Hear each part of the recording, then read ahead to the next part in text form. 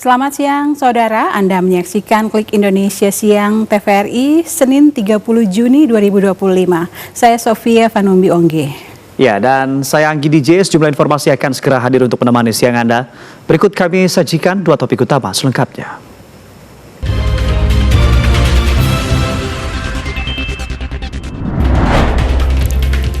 Gunung Merapi kembali erupsi. Masyarakat sekitar bantaran sungai diminta mewaspadai banjir lahar Merapi.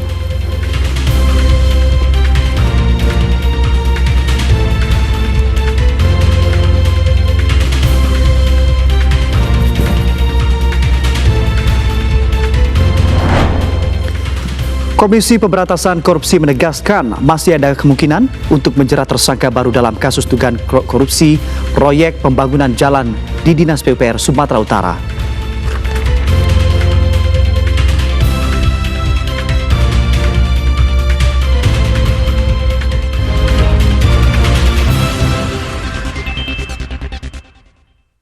Gunung Merapi di perbatasan dua provinsi kembali mengeluarkan awan panas. Aktivitas vulkanik ini masih menjadi ancaman bagi masyarakat karena potensi banjir lahar hujan yang bisa terjadi setiap saat.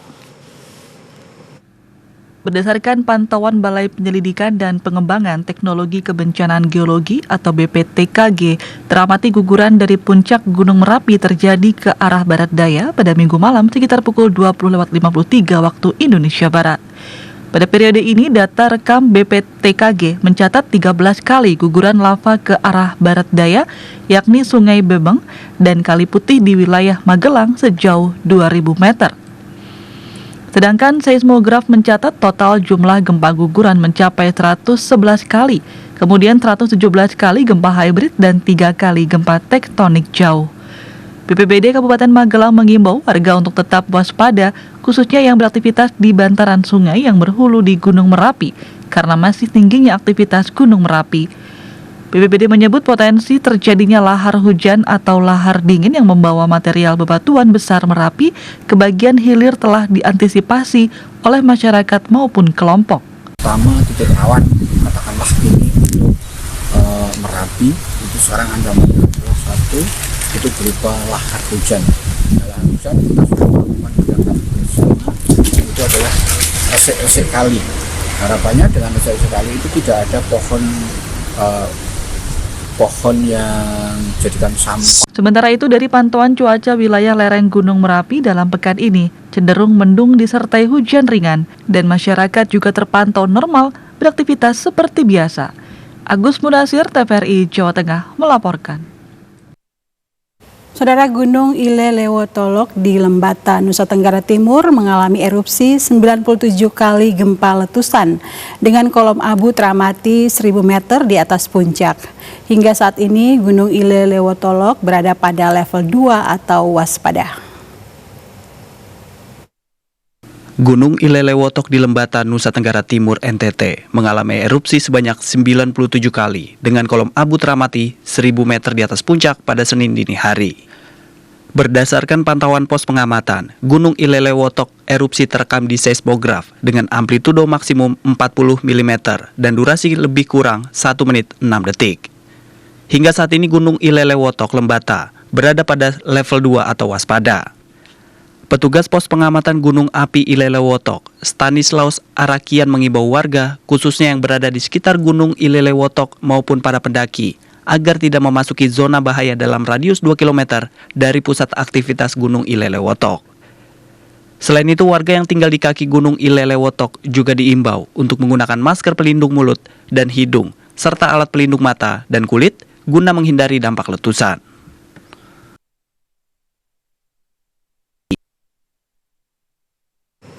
Banjir yang disebabkan oleh pendangkalan sungai dan tidak berfungsinya sejumlah pintu air menyebabkan ratusan rumah terendam. Dan kita akan ketahui informasi selengkapnya serta situasi terkini bagaimana kondisi air yang tengah menggenangi rumah warga. Kita akan tersambung dengan reporter Sinta Puspita langsung dari Kendari, Sulawesi Tengah. Ya, dari Kendari, Sulawesi Tenggara. Selamat siang, Puspita, bagaimana dengan kondisi banjir yang saat ini masih merendam rumah warga? Iya, baik.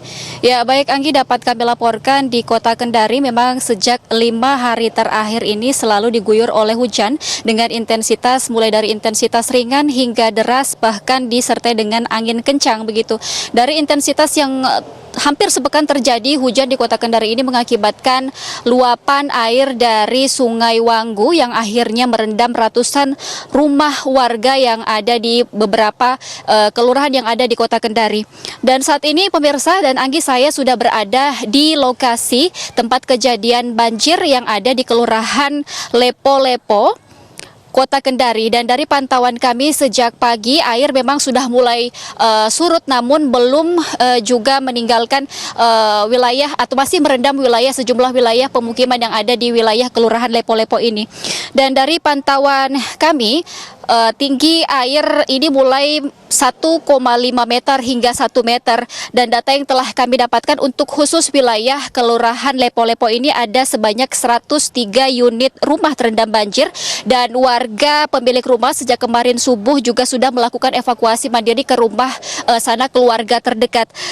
Dan jika ditotalkan, karena ada 4 kelurahan di Kota Kendari yang mengalami banjir, ada 139 rumah dengan 141 kepala keluarga dari 4 kelurahan di Kota Kendari ini yang mengalami banjir bandang dan telah dievakuasi ke tempat tenda pengungsian, masjid terdekat, dan juga rumah sanak keluarga.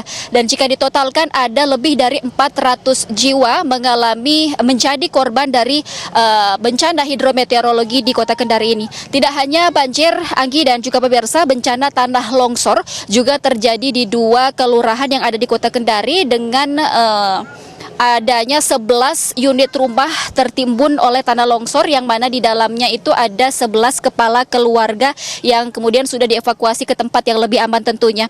Belum ada korban jiwa meninggal dunia dari 2 bencana banjir dan tanah longsor ini, namun dari data yang kami dapatkan ada 1 jiwa yang mengalami luka ringan pada bencana tanah longsor.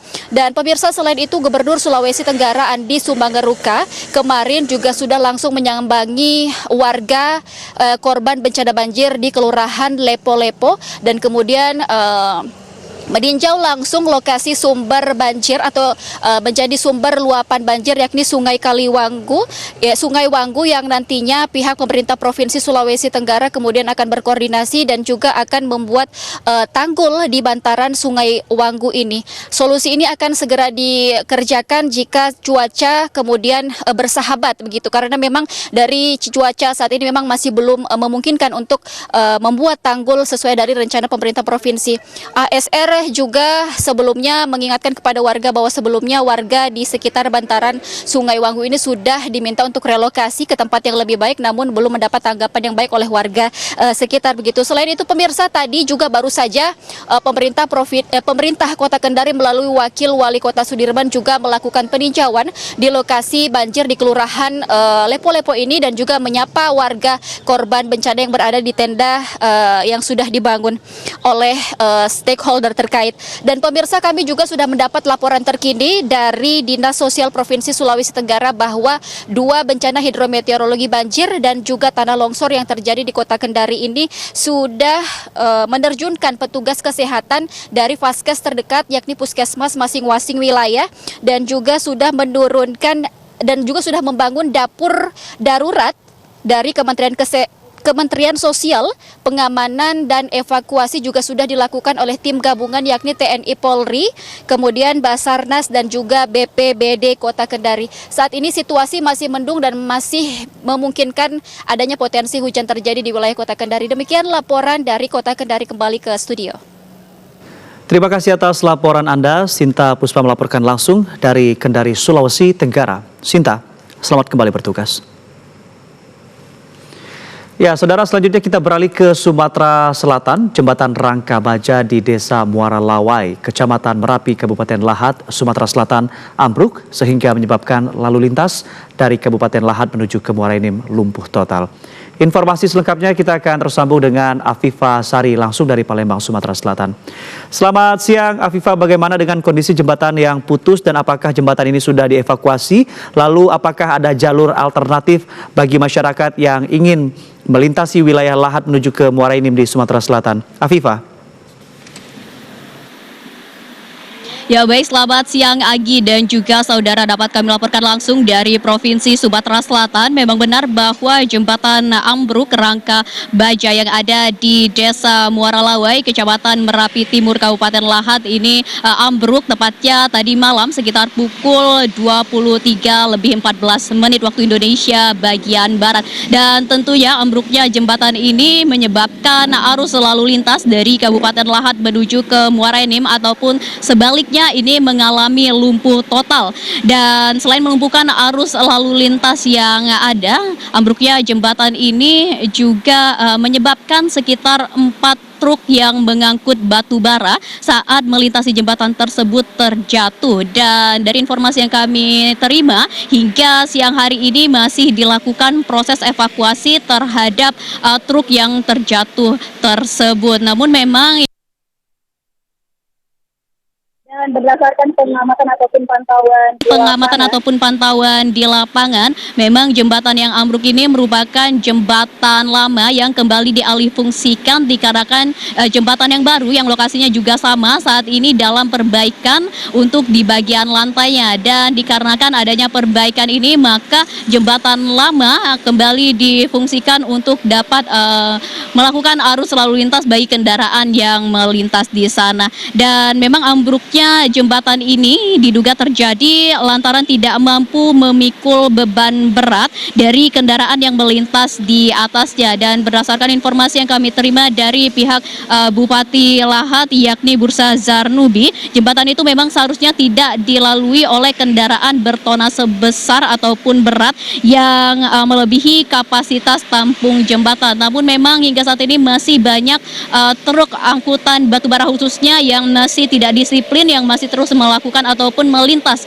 melalui jembatan tersebut. Dan untuk sementara demikian informasi yang dapat kami laporkan langsung dari Provinsi Sumatera Selatan. Agi. Baik, terima kasih atas laporan Anda, Afifa, melaporkan langsung dari Palembang, Sumatera Selatan. Selamat kembali bertugas. Ke informasi lain, Saudara, Presiden Prabowo Subianto menyatakan Indonesia bisa mewujudkan swasembada energi pada 5 hingga 6 tahun lagi. Presiden menjelaskan cara agar Indonesia mampu mencapai swasembada energi, salah satunya dengan pembangunan pembangkit listrik tenaga surya. Presiden Prabowo Subianto memperkirakan Indonesia bisa mewujudkan swasembada energi sekitar 5 hingga 6 tahun lagi. Pernyataan ini disampaikan Presiden Prabowo Subianto saat meresmikan groundbreaking proyek ekosistem industri baterai kendaraan listrik terintegrasi di kawasan Arta Industrial Hills, Kabupaten Karawang, Jawa Barat. Presiden menegaskan cara agar Indonesia mampu mencapai swasembada energi salah satunya dengan pembangunan pembangkit listrik tenaga surya PLTS.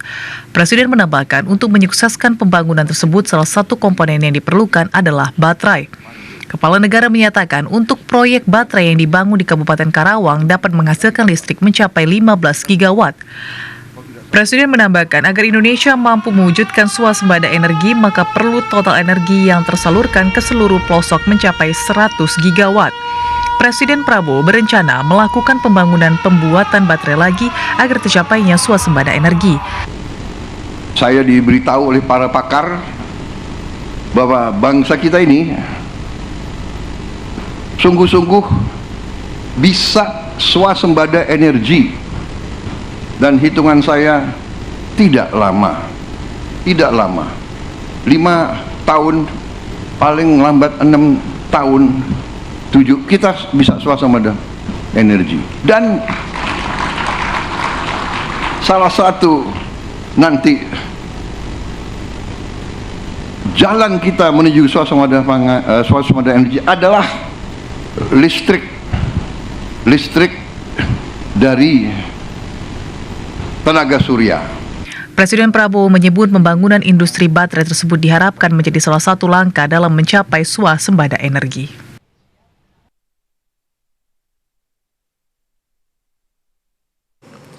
Presiden Prabowo Subianto mengingatkan para menteri agar dapat bekerja dengan maksimal untuk kemajuan bangsa.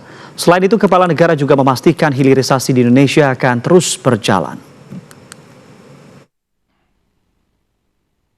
Presiden Prabowo Subianto mengapresiasi kinerja kabinetnya yang telah mewujudkan proyek hilirisasi di Indonesia. Kepala negara menilai realisasi program pemerintah tersebut tidak lepas dari peran para Menteri Kabinet Merah Putih yang telah bekerja dengan baik dan cepat. Presiden menyatakan seluruh rakyat Indonesia menaruh harapan besar kepada pemerintah untuk membawa kemajuan bagi Indonesia. Karena itu, Kepala Negara mendorong menterinya agar dapat bekerja dengan maksimal. Hal tersebut disampaikan Presiden Prabowo Subianto saat melakukan groundbreaking ekosistem industri baterai kendaraan listrik terintegrasi di Karawang, Jawa Barat. Hilirisasi akan jalan terus, momentum akan kita percepat. Kita mau bergerak cepat, rakyat menuntut, mengharapkan kemajuan cepat. Saya terima kasih tim saya, kabinet saya, semuanya kerja dengan baik, kerja dengan cepat. Yang tidak bisa ikut cepat, kita tinggalkan di pinggir jalan saja. Presiden Prabowo Subianto juga memastikan bahwa hilirisasi di Indonesia akan terus berjalan di bawah kepemimpinannya. Presiden mengungkapkan hilirisasi sumber daya alam telah menjadi bagian dari visi besar bangsa Indonesia sejak era Presiden pertama Republik Indonesia Soekarno. Mahkamah Konstitusi memutuskan untuk memisahkan jadwal pemilihan umum nasional dan daerah mulai 2029 mendatang. Perubahan ini mengakhiri praktik pemilu serentak yang diberlakukan sejak 2019, ketika warga harus mencoblos 5 surat suara dalam satu hari untuk calon presiden, DPR, DPD, serta DPRD provinsi dan kabupaten atau kota. Berdasarkan putusan MK, pemilu nasional ke depan hanya akan mencakup pemilihan presiden, wakil presiden, anggota DPR, dan anggota DPD. Sementara pemilihan anggota DPRD provinsi dan kabupaten kota akan digelar bersamaan dengan pemilihan kepala daerah atau pilkada paling lambat 2 tahun 6 bulan setelah pelantikan presiden dan anggota DPR DPD. Pengamat politik Universitas Diponegoro, Nur Hidayat Sardini menilai, putusan MK untuk memisahkan waktu pemilu legislatif dan pilkada memberikan angin segar bagi para penyelenggara pemilu di lapangan, khususnya petugas kelompok penyelenggara pemungutan suara KPPS. Ia menyoroti pengalaman pahit pemilu serentak 2019 yang menyebabkan hampir 800 petugas pemilu meninggal dunia akibat kelelahan bekerja. Meski pada pemilu 2024 jumlah korban menurun, Sardini menilai tekanan pada badan ad hoc tetap besar. Oleh karena itu, putusan MK yang memungkinkan adanya jeda antara pemilu nasional dan pemilihan kepala daerah dinilai mampu mengurangi tekanan tersebut dan memberikan ruang konsentrasi yang lebih baik bagi para petugas. Selain pertimbangan teknis, ia juga menilai bahwa pemisahan waktu antara pemilu nasional dan pilkada memiliki nilai strategis dalam menjaga kualitas demokrasi. Komisi Pemberantasan Korupsi KPK menegaskan masih ada kemungkinan untuk menjerat tersangka baru dalam kasus dugaan korupsi proyek pembangunan jalan di Dinas PUPR Sumatera Utara. Dan hingga kini KPK masih mendalami aliran dana dalam perkara tersebut. KPK membuka peluang memeriksa beberapa pihak dalam kasus dugaan korupsi proyek pembangunan jalan di Sumatera Utara, termasuk Gubernur Bobi Nasution. PLT Deputi Penindakan dan Eksekusi KPK Asep Guntur Rahayu mengatakan saat ini KPK tengah melakukan penyidikan dengan prinsip follow the money atau mengikuti aliran uang. Adapun aliran uang yang tengah disidik adalah uang dari pihak swasta selaku pemberi suap. KPK juga bekerja sama dengan Pusat Pelaporan dan Analisis Transaksi Keuangan atau PPATK untuk melihat kemana saja uang itu bergerak. Asep Guntur Rahayu menyebut kasus ini masih dalam tahap pengungkapan awal sehingga terdapat kemungkinan adanya pihak-pihak lain yang dimintai keterangan. Sebelumnya KPK telah menetapkan 5 tersangka dalam kasus dugaan korupsi proyek pembangunan jalan di wilayah Sumatera Utara. Kelimanya adalah TOP selaku Kepala Dinas PUPR Provinsi Sumatera Utara, RES selaku Kepala UPTD Gunung Tua Dinas PUPR Provinsi Sumatera Utara merangkap pejabat pembuat komitmen, HEL selaku pejabat pembuat komitmen Satker Pembangunan Jalan Nasional Wilayah 1 Sumut, KIR selaku Direktur Utama PT DNG, dan RAY selaku Direktur PT RN. Tersangka TOP, RES, dan HEL diduga menerima suap dari pihak swasta, yakni tersangka KIR dan RY, guna memuluskan pemenangan tender proyek pembangunan jalan. Petugas Subdit Siber Ditreskrimsus Polda Daerah Istimewa Yogyakarta menangkap seorang pria asal Bandung yang menyamar sebagai dokter dan menipu sejumlah perempuan melalui tindak pidana cyber love scamming atau penipuan berkedok cinta dengan total kerugian mencapai 250 juta rupiah. MSP ditangkap petugas Subdit Siber Ditreskrimsus Polda DIY berdasarkan laporan salah satu korbannya berinisial NNH, warga Sleman. Direktur Reserse Kriminal Khusus Polda DIY Kombes Pol Wirdanto Hadi Caksono menjelaskan, modus operandi MSP yakni menjalin komunikasi dengan para korban secara daring melalui aplikasi perkenalan, lalu berlanjut lewat aplikasi perpesanan instan. Dalam profil daringnya, pelaku mengaku sebagai dokter dan mencantumkan riwayat kerja di salah satu rumah sakit swasta di daerah istimewa Yogyakarta. Beruntung korban tidak terjerat untuk melakukan video call yang memperlihatkan bagian sensitif kewanitaan. Namun, pelaku tetap melakukan bujuk rayu dan memainkan emosi korban. Pelaku juga mengaku jika akan bunuh diri jika tidak dibantu melunasi penjualan apartemennya dan berjanji jika apartemen terjual akan mengembalikan utang-utang dari korban. Sehingga akhirnya karena korban sepertinya memang sudah memiliki emosi yang kuat atau ketertarikan dengan pelaku, akhirnya mau untuk terus membantu pelaku. Ya tadi seperti tadi mengancam kalau mau bunuh diri kalau nggak bantu, karena ternyata pelaku pun harapannya untuk bisa melunasi melunasi apartemennya, sehingga kalau misalnya nanti apartemen itu terjual nanti akan mengembalikan utang-utang dari korban. Sehingga dalam perjalanannya kurun waktu tersebut korban meminjam uang kepada saudaranya, termasuk menggadai laptop, menggadai motor dan sebagainya, sehingga total kerugian dari korban mencapai 250 juta rupiah dalam kurun waktu hampir 1 tahun. Dari hasil penyelidikan, terdapat 4 korban dengan total kerugian dari para korban mencapai 250 juta rupiah. Petugas mengamankan sejumlah barang bukti, diantaranya telepon genggam, KTP palsu, ATM, dan bukti transfer sekaligus percakapan. MSP dijerat dengan pasal 51 Jungto, pasal 35 Undang-Undang Nomor 1 Tahun 2024 tentang informasi dan transaksi elektronik, dan atau pasal 378 KUHP tentang penipuan dengan ancaman hukuman maksimal 12 tahun penjara dan denda hingga 12 miliar rupiah. Demikian Tri Hartanto, TVRI Yogyakarta melaporkan. Ya, Saudara, Badan Penanggulangan Bencana Daerah dan Pemadam Kebakaran mencatat luas lahan terbakar sejak awal Januari hingga saat ini telah mencapai 174,3 hektar. Informasi selengkapnya kita akan tersambung dengan Dwi Asih langsung dari Riau. Selamat siang Dwi, bagaimana informasi terkait 174 hektar yang terbakar? Ada berapa titik spot yang terpantau di Provinsi Riau?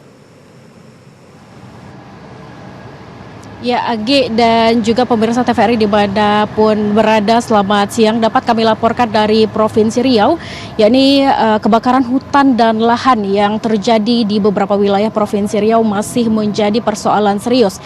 Yakni didapatkan bahwa hingga akhir Juni 2025 terdapat lebih dari 174 hektar kebakaran hutan dan lahan dari awal tahun. Data yang kami dapatkan dari Badan Penanggulangan Bencana Daerah atau BPBD dan juga Dinas Pemadam Kebakaran Provinsi Riau mencatat Kabupaten Bengkalis menjadi wilayah paling terdampak parah terkait kebakaran hutan dan lahan di Provinsi Riau. Kemudian disusul dari Kota Dumai, yakni seluas 30,83 hektar, dan juga di Kabupaten Rokan Hilir seluas 25,25 hektar. Adapun beberapa wilayah lainnya yang juga terdampak di Provinsi Riau, yakni Kabupaten Pelalawan seluas seluas 20 hektar. Dan juga dari Kabupaten Indragiri Hulu, kebakaran hutan dan lahan terjadi seluas 14,7 hektar. Kabupaten Indragiri Hilir 13 hektar dan Kabupaten Siak seluas 12,22 hektar.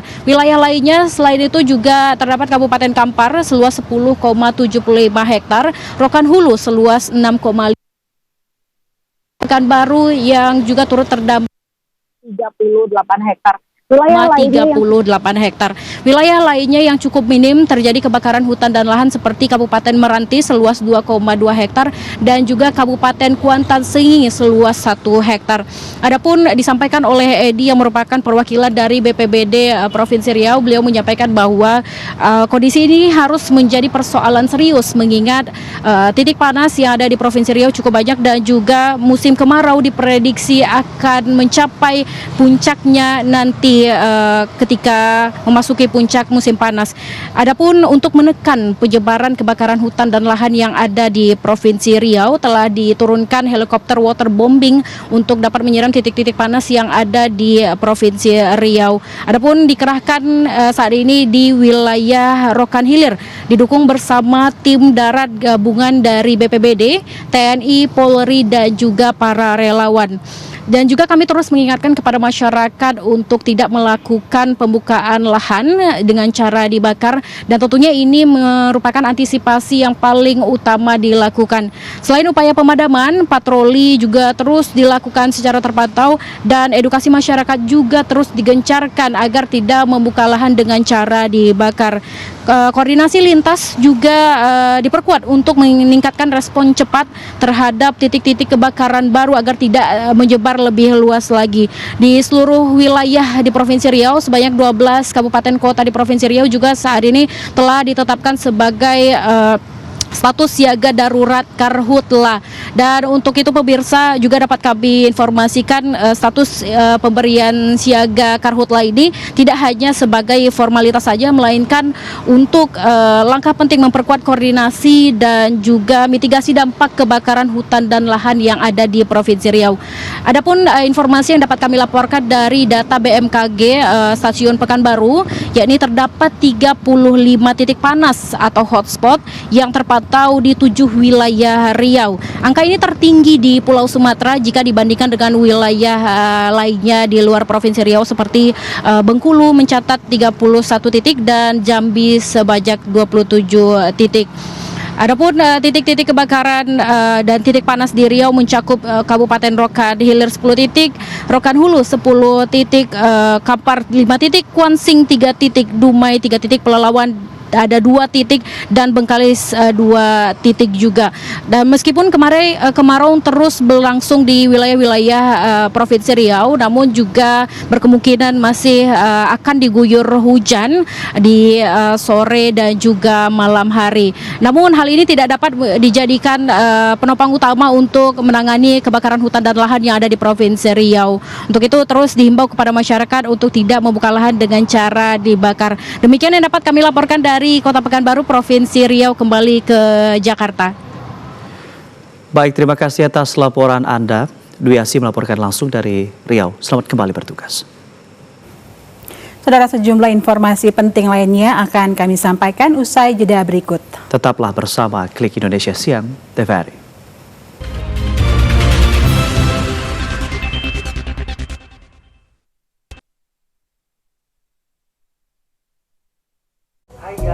Nah, udah yuk nontonnya. Jalan-jalan ke salah satu surga yaitu Pulau Payung. Yuk ikuti perjalanan gue dari dulu ya.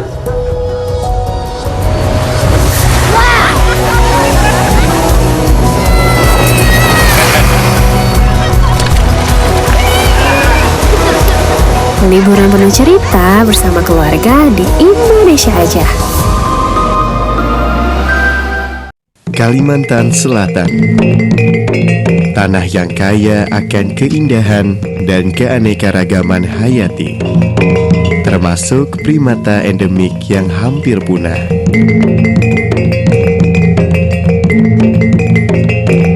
Rimbunnya hutan mangrove, hidup bekantan yang kini semakin terancam.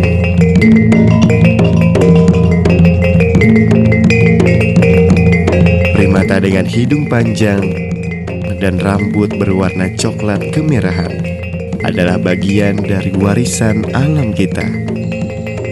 Bekantan adalah primata endemik Kalimantan yang status konservasinya saat ini terancam punah. Keberadaannya di alam sebagai penanda spesies kunci yang menjaga keseimbangan sebuah ekosistem karena perannya sebagai agen biodiversitas dan agen regenerator hutan. Melestarikan bekantan melalui pemulihan habitatnya, stop perburuan liar. Mari membangun mata rantai kepedulian bersama dengan memuliakan alam. Selamatkan bekantan, selamatkan peradaban manusia. Melalui restorasi hutan mangrove, turut membantu meningkatkan populasi bekantan yang hampir punah. Kita semua memiliki peran dalam melindungi mereka. Jangan biarkan bekantan hanya menjadi kenangan.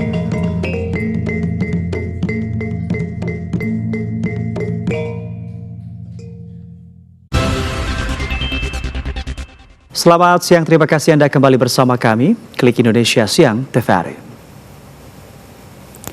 Kita ikuti informasi selanjutnya. Saudara Presiden Prabowo Subianto meresmikan pembangunan proyek ekosistem industri baterai kendaraan listrik terintegrasi konsorsium Antam di kawasan Arta Industrial Hills di Karawang, Jawa Barat.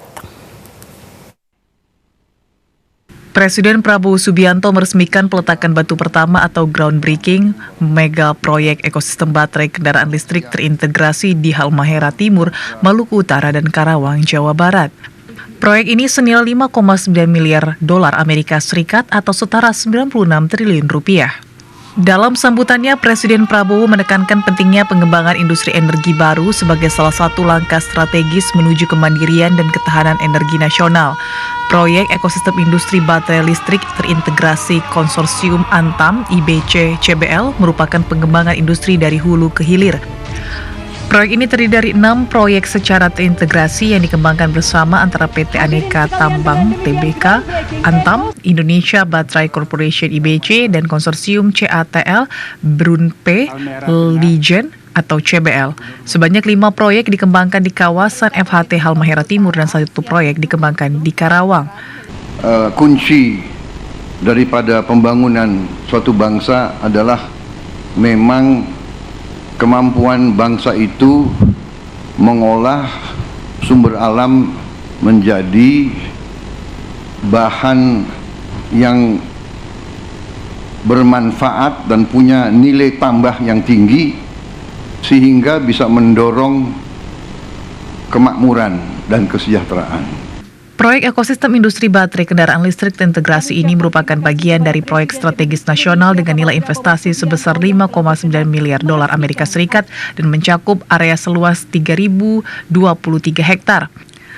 Proyek ini disebut mampu menyerap 8.000 tenaga kerja langsung, pertumbuhan ekonomi lokal, dan 18 proyek infrastruktur dermaga multifungsi.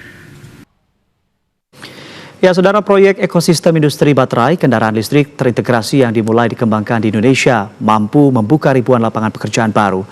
Proyek ini juga membutuhkan kerjasama dengan pihak-pihak yang sudah memiliki teknologinya. Menteri Energi dan Sumber Daya Mineral SDM Bahlil Lahadalia mengungkapkan Indonesia memiliki sumber daya alam yang melimpah, namun perkembangan teknologi khususnya baterai kendaraan listrik di Indonesia masih terbatas. Karena itu negara memerlukan kerjasama dengan pihak yang memiliki teknologi tersebut. Pernyataan tersebut disampaikan Menteri SDM pada groundbreaking ekosistem industri baterai kendaraan listrik terintegrasi konsorsium Antam IBC CBL di kawasan Arta Industrial Hill, Karawang, Jawa Barat. Menteri SDM mengungkapkan proyek ini akan membuka 8.000 lapangan pekerjaan di Indonesia. Secara keseluruhan proyek ini hampir kurang lebih sekitar 6 miliar dolar. Ini kurang lebih sekitar 100 triliun. Ini bukan angka kecil, dan lapangan pekerjaan 35.000 yang tidak langsung, yang langsungnya itu 8.000. Kemudian multiplier efek dari pertumbuhan ekonomi itu kurang lebih sekitar 40 miliar USD per tahun. Menteri SDM Bahlil Lahadalia menjelaskan, proyek ini sudah mulai diupayakan sejak 4 tahun lalu, namun berjalan alot sekitar 3 tahun. Namun pada rapat terbatas atau ratas pada bulan April lalu, Presiden menginstruksikan agar proyek segera dijalankan.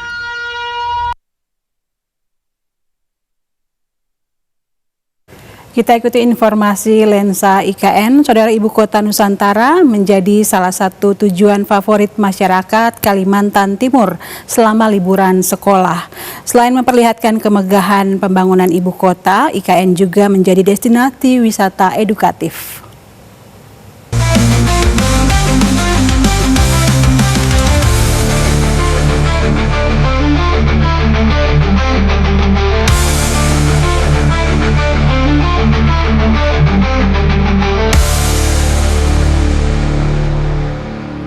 Kawasan inti pusat pemerintahan atau KIPP Ibu Kota Nusantara di Kecamatan Sepaku, Kabupaten Penajam Pasir Utara, Kalimantan Timur ini masih tetap menjadi destinasi favorit masyarakat Kalimantan Timur, khususnya selama musim liburan sekolah. Sejak awal masa liburan, ribuan warga dari berbagai daerah di Kalimantan Timur, bahkan dari luar wilayah, tampak antusias berbondong-bondong mengunjungi IKN. Dikabarkan, mereka datang untuk melihat langsung suasana Ibu Kota Nusantara sebagai pusat pemerintahan baru yang megah. Tidak hanya menawarkan pemandangan pembangunan, infrastruktur berskala nasional ini juga dinilai memiliki nilai edukasi tinggi. Bahkan, banyak pengunjung yang membawa serta keluarga dan anak-anak untuk belajar langsung tentang konsep bangunan Ibu Kota Nusantara serta perencanaan kota masa depan Indonesia yang berwawasan lingkungan ini. Hal ini bukan sekadar tempat liburan, tapi juga memberikan wawasan baru bagi anak-anak tentang pemerintahan dan juga bangunan. Selama ini kan kita lihat IKN ini dari sosmed. Pas berlibur ke sini kita lihat sekalinya sesuai yang selama ini kita lihat di sosmed kan. Dan antusias masyarakat untuk berkunjung ke IKN ini luar biasa. Cuma kendalanya di sini pada saat kita masuk ke lokasi IKN ini banyak pengunjung yang tidak tahu arah spot-spot yang mau dilihat. Kehadiran pengunjung yang terus meningkat ini menunjukkan tingginya antusiasme masyarakat terhadap IKN. Hal ini tentu saja dapat menjadi simbol masa depan Indonesia dan juga sebagai destinasi wisata edukatif yang potensial. Tim Liputan TVRI Nusantara melaporkan. Saudara, pembangunan gedung dan kawasan Masjid Negara Ibu Kota Nusantara Kalimantan Timur telah mencapai 63%. Masjid Negara yang berkapasitas 60.000 jamaah ini nantinya akan menjadi pusat kegiatan Islam di Ibu Kota Nusantara Kalimantan Timur. Pembangunan Masjid Negara dan gedung pendukung Masjid Ibu Kota Nusantara masih terus dikerjakan percepatannya. Tidak seperti masjid lain di sekitar IKN pada umumnya, Masjid Negara didesain dengan dikelilingi air embung serta menampilkan keindahan pada desain eksterior dan interior. Khusus bangunan utama yakni Masjid Negara IKN dirancang dengan kapasitas hingga 60.000 jamaah dengan kubah khas dan unik menyerupai sorban. Akses jalan menuju kawasan masjid pun sudah hampir selesai dan kini tinggal melengkapi drainase dan marka-marka jalan. Pembangunan masjid itu udah sekitar 63% lebih. Ya, pembangunan kubah, menara dan sebagainya. Ya mudah-mudahan tahun depan kita bisa sudah gunakan untuk Idul Fitri ya atau acara keagamaan lainnya bisa kita manfaatkan. Termasuk juga akses menuju masjid tersebut. Ya, bisa menampung jumlahnya bisa sampai waktu awalnya kan 20.000 ya, bisa sampai 60.000. Ya. Sesuai dengan konsep Green City yang diusung dalam visi besar IKN, masjid ini akan dirancang sebagai green building, sehingga dalam progres pengerjaannya menggunakan material ramah lingkungan serta minim waste material. Tim Liputan TVRI Nusantara melaporkan.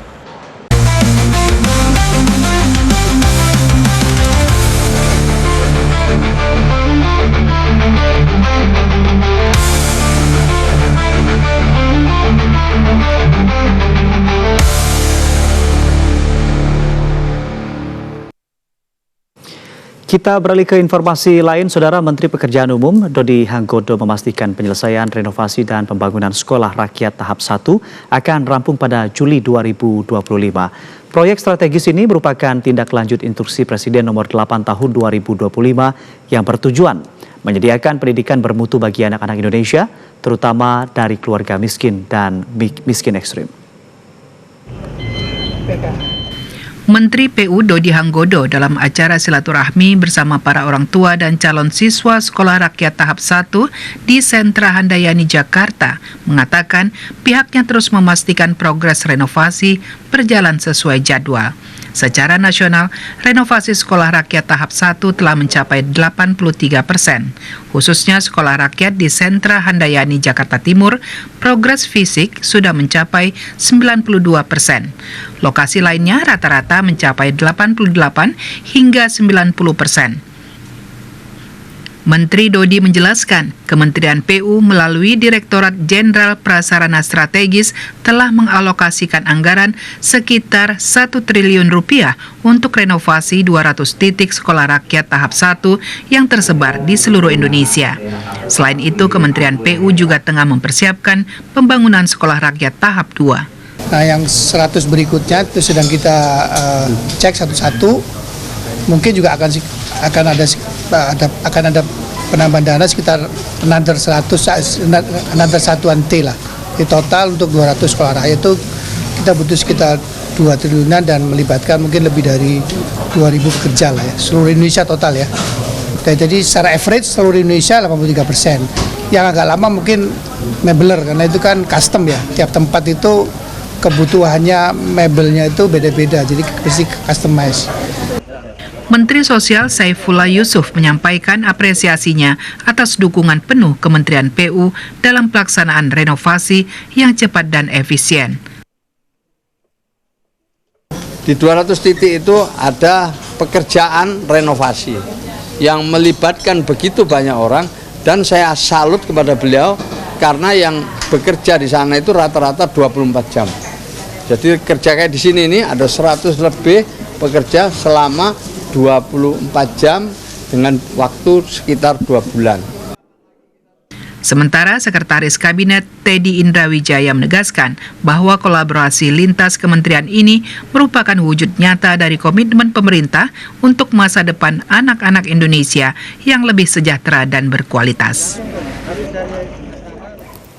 Menteri Perdagangan Budi Santoso menyampaikan konflik antara Iran dan Israel tidak mempengaruhi kinerja ekspor Indonesia, sebab dengan alternatif pasar internasional sebagai langkah antisipasi ketegangan di kawasan Timur Tengah. Menteri Perdagangan Budi Santoso menjelaskan konflik antara Iran dan Israel tidak mempengaruhi kinerja ekspor Indonesia di sektor manufaktur. Selain itu, pihaknya juga sudah mengantisipasi lewat diverifikasi pasar. Ia mengatakan perjanjian Kementerian Ekonomi Komprehensif Indonesia Uni Eropa dan kerjasama pemenuhan kebijakan lingkungan Uni Eropa.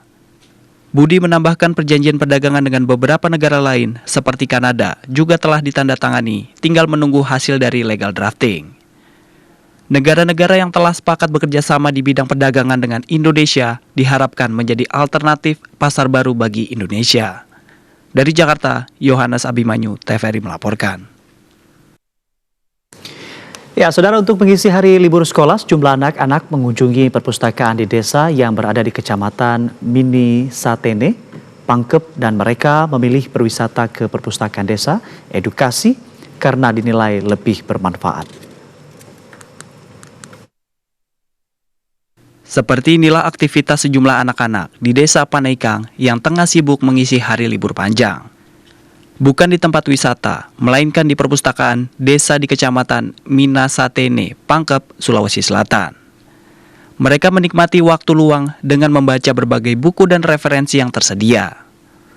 Terdapat ratusan memanjakan para penikmatnya. Perpustakaan desa sendiri menjadi destinasi favorit bagi para anak-anak desa yang ingin menambah pengetahuan dan meningkatkan minat baca.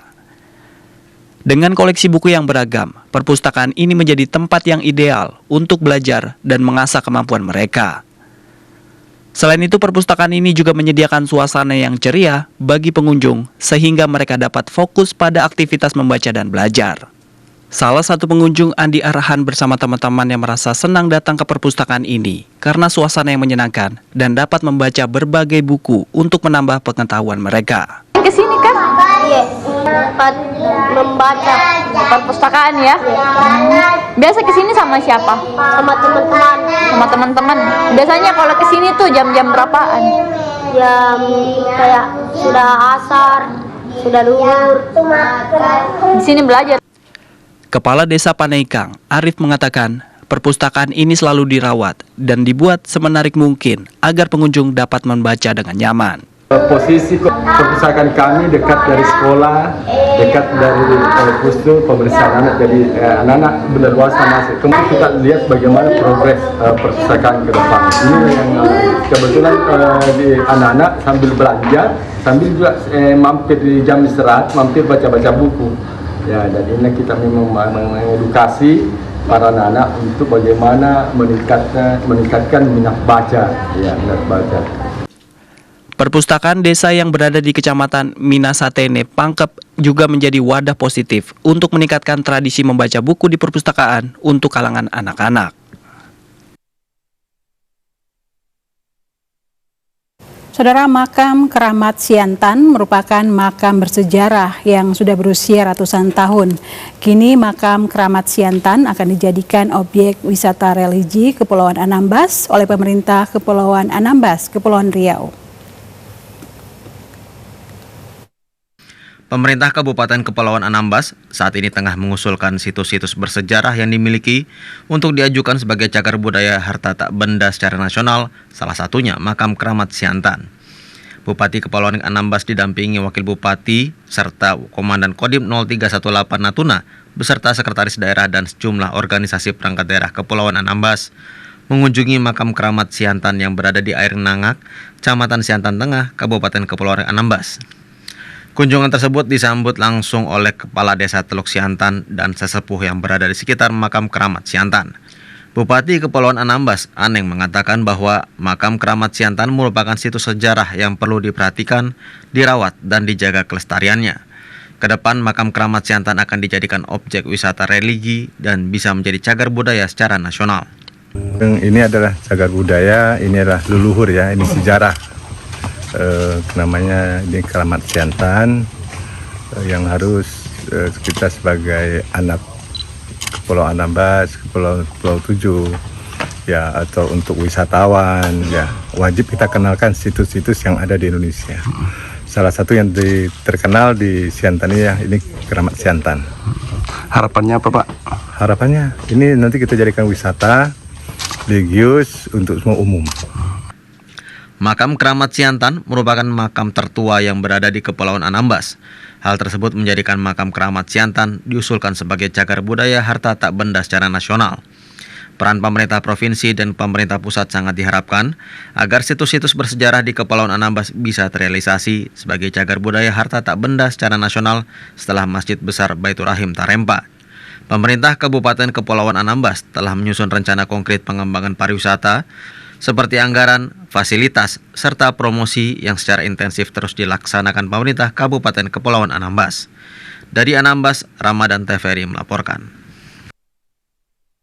Usai jeda kami akan kembali dengan informasi penting lainnya. Tetaplah di Klik Indonesia Siang TVRI.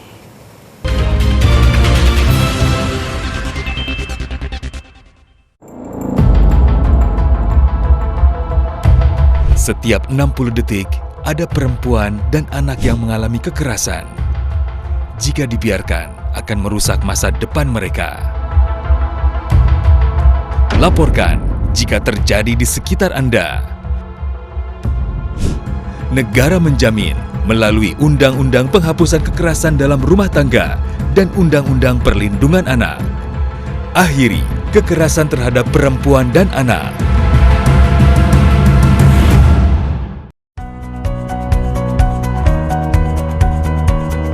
Saya katakan berkali-kali, bertahun-tahun, tanpa pangan tidak ada negara. Terkait dengan ketahanan pangan, Bulog telah melakukan penyerapan gabah maupun beras di wilayah Yogyakarta dengan kita membentuk suatu tim namanya tim jemput gabah hasil dari petani, langsung kita terjun ke sawah.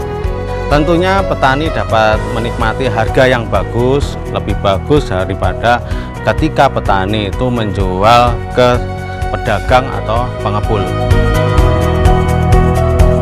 Pertama-tama saya ucapkan terima kasih kepada Pak Presiden Pak Prabowo yang sudah mencanangkan program ketahanan pangan dengan harga Rp6.500 khususnya gabah kering panen, dan kami sangat senang sekali dengan harga yang ditetapkan oleh pemerintah, dan kami ingin program ini tidak berhenti pada musim ini. Program ini semoga sampai 5-10 tahun ke depan sangat didambakan oleh petani. Ini betul-betul program yang membantu petani. Terima kasih kepada Bapak Presiden Prabowo yang telah membeli harga gabah petani di harga Rp6.500 per kilogram. Ayo dukung ketahanan pangan, petani cerdas, rakyat sejahtera.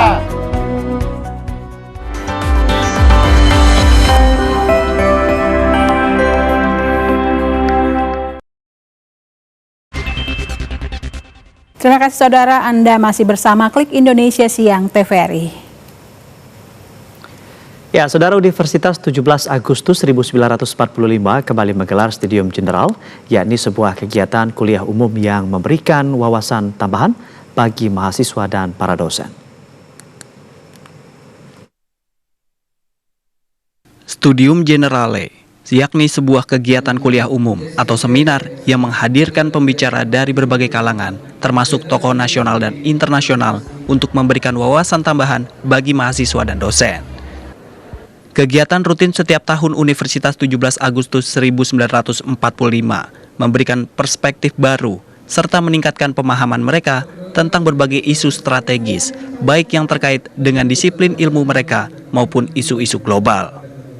Salah seorang narasumber yakni Koordinator Staf Ahli Kepala Staf TNI Angkatan Darat, Letjen TNI Muhammad Zamroni, mengingatkan mahasiswa untuk terus memperbarui informasi, khususnya informasi mengenai tantangan geopolitik ke depan. Anak-anak, tingkatkan kemampuanmu, dengan menjadikan kamu manusia yang cerdas, berketerampilan, tapi ingat harus memiliki karakter. Kenapa? Karakter inilah yang akan menggait bagaimana mereka akan mengelola sumber daya alam. Ketua Dewan Pembina Yayasan UTA 45 Jakarta, Rudiono Darsono, menyoroti pentingnya pendidikan karakter dan pembinaan ideologis di perguruan tinggi. Jadi gini ya, program kita yang paling utama dan pertama itu selalu saya sampaikan adalah disiplin. Ya, disiplin dan fokus. Dan kenapa dalam ulang tahun kali ini yang ke-73 kita fokus untuk bagaimana mengajarkan sebuah disiplin yang sudah ada dan sudah pasti sudah berjalan selama ini. Dan itu kita tahu semuanya hanya ada di TNI, di militer. Ya, tanpa disiplin, tanpa moralitas, tanpa fokus pada tugas kita sebagai anak bangsa, semua kekayaan sumber daya alam kita tidak ada manfaatnya untuk bangsa ya, untuk rakyat. Rudiono mengajak seluruh sivitas akademika untuk menjadikan kampus sebagai ruang penggemblengan nilai patriotisme yang relevan dengan tantangan zaman. Informasi dari Kepulauan Riau, Saudara, semarak dan hikmat menyelimuti Kelurahan Bandar Syah, Kabupaten Natuna, daerah perbatasan dalam peringatan Tahun Baru Islam 1 Muharram 1447 Hijriah. Kolaborasi erat pemuda dan warga setempat sukses menggelar serangkaian acara yang mengangkat tema 1 Muharram sebagai pilar pembangunan karakter, moral, dan etika Islam. Kegiatan pawai takbir meriah aneka miniatur menjadi simbol semangat umat Islam dalam menyambut Tahun Baru Hijriah, sekaligus ajang syiar dan penguatan nilai-nilai keislaman. Pawai tarhib dilepas oleh Lurah Bandar Syah dan menempuh rute dari halaman SMA 2 menuju lapangan serbaguna voli Pering. Dengan penuh kebahagiaan dan semangat keislaman, mereka mengenakan pakaian muslim, bahkan tak sedikit yang berbusana layaknya baju haji. Suasana menjadi semakin meriah dan syahdu berkat iringan kompang yang bergema. Peserta membawa berbagai hiasan menarik yang memperkaya makna perjalanan. Luar biasa. Jadi untuk warga Pering luar biasa kompak. Jadi setelah saya perhatikan beberapa kegiatan, apalagi di momen tahun seperti ini, tahun efisiensi, di tempat lain terjadi efisiensi, tapi di Pering saya lihat tidak. Tak hanya pawai, acara juga dimeriahkan dengan lomba miniatur bertema Islami yang diikuti oleh berbagai rukun tetangga. Karya-karya kreatif peserta ini kemudian dinilai secara khusus oleh panitia untuk menentukan pemenang. Yang pertama kita ada pawai takrub yang dilaksanakan bapak-bapak RT di lingkungan Pering ini kebetulan ada 2 RW dan 4 RT.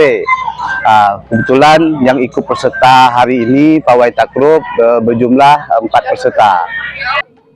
Peringatan 1 Muharram 1447 Hijriah tahun ini di Pulau Perbatasan kembali meneguhkan semangat kerukunan, pembangunan karakter berbasis nilai-nilai Islam, dan kolaborasi positif antara pemuda dengan seluruh elemen warga. Dari Natuna, Ricky Rinovski melaporkan. Dengan memanfaatkan pekarangan rumah, seorang warga di Labuan Batu Selatan berhasil meraup rezeki dari budidaya jangkrik dengan penghasilan yang mencapai 8 hingga 10 juta rupiah per bulannya. Berawal dari sakit yang dideritanya sehingga tidak memungkinkan untuk bekerja berat, seorang warga desa Aik Goti, Kecamatan Silangkitang, Ahmad Suprianto, mencoba keberuntungan dengan berbudidaya jangkrik. Bermodalkan lahan kosong yang berada di pekarangan rumah dan dari saran temannya, usaha budidaya jangkrik dimulai digelutinya hanya bermodal 4 kotak. Seiring jalannya waktu terus bertambah hingga kini berjumlah 26 kotak. Untuk media budidaya jangkrik ini, dirinya menggunakan kotak yang terbuat dari kotak triplex yang dibalut terpal dan memanfaatkan rak telur ayam untuk menjaga kelembapan. Untuk menjaga jangkrik agar dapat bertahan hingga masa panen, jangkrik diberi semprotan air. Menurut Ahmad Suprianto, untuk perawatan dari telur hingga jangkrik dapat dipanen berkisaran 30 hingga 35 hari. Kalau untuk usia panen minimal 30 hari sampai 35 hari labang panen. Perawatannya bisa dibilang sulit ya sulit, bisa dibilang enggak ya enggak, karena kan metodenya ya seperti merawat binatang pada umumnya. Kasih makan, kasih minum. Pakannya kita menggunakan BR ayam dan ditambah penghijauan kita pakai daun ubi. Nanti pakan tambahan Anda bisa tebu, bisa ubi, bisa juga kates. Itu nanti dengan harga paling murah kalau untuk masa ini 40.000 per kilo sampai 50.000 paling mahal sama kita petani. Kalau bibit itu tergantung Bang, ada yang kita beli, ada yang kita online-kan dari. Ini bibit ini berbentuk telur apa udah jadi dong? Bibit berbentuk telur. Untuk pakan jangkrik, pelet dan dedaunan serta ditambah dengan buah hingga kini belum melakukan penangkaran karena masih memasok bibit atau telur jangkrik dari luar daerah. Untuk saat ini ia mampu menghasilkan jangkrik 5 hingga 6 kotak per minggu atau 100 kg dengan harga jual Rp40.000 hingga Rp50.000 per kilo. Menyambut Hari Bayangkara ke-79, Satlantas Polres Batang, Jawa Tengah menggelar ajang modifikasi motor sebagai media edukasi bagi pecinta otomotif. Ajang ini tak hanya menampilkan karya kreatif, tetapi juga mengedukasi pengguna kendaraan agar tetap memperhatikan aspek keselamatan dan standar lalu lintas. Bertempat di halaman Mapolres Batang, puluhan motor hasil modifikasi dari berbagai komunitas ditampilkan dalam ajang kreativitas modifikasi motor. Polisi memberikan peluang bagi kaum muda untuk berkreasi secara positif, namun tetap mematuhi aturan berlalu lintas. Kegiatan ini juga menjadi ruang dialog antara aparat dan masyarakat untuk membangun kesadaran bersama tentang pentingnya modifikasi yang bertanggung jawab. Penilaian oleh tim juri fokus pada kesesuaian modifikasi dengan fungsi kendaraan, keamanan, dan kelayakan digunakan di jalan umum. Polres Batang mendorong komunitas otomotif untuk menjadi teladan dalam berkendara aman, sekaligus menjadi pelaku perubahan dalam budaya tertib lalu lintas. Ajang ini sekaligus menjadi upaya mengurangi kecelakaan yang melibatkan kendaraan hasil modifikasi ekstrim. Ini kaitannya dengan peringatan Hari Bayangkara 79. Kami dari Polres Batang, khususnya Satlantas Polres Batang, mengadakan lomba modifikasi ya. Ini untuk memicu minat-minat para pemuda-pemuda pencinta otomotif yang ada di Kabupaten Batang untuk bisa meng-create motornya tapi sesuai dengan standar modifikasi ya yang ada di kendaraan.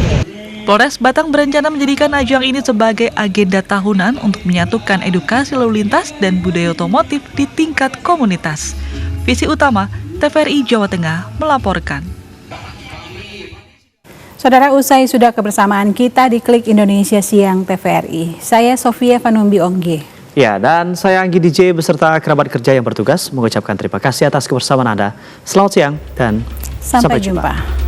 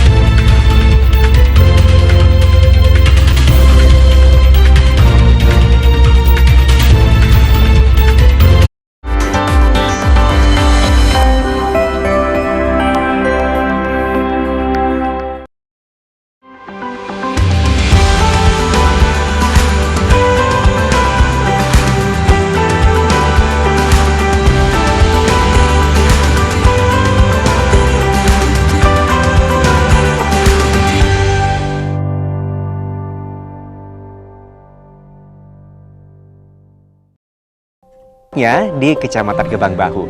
Seperti yang terlihat, suasana di desa ini cukup asri dengan pepohonan hutan jati yang juga dimanfaatkan oleh masyarakat untuk menggerakkan sektor pariwisata. Di samping ada sektor UMKM yang juga menjadi unggulan bagi masyarakat.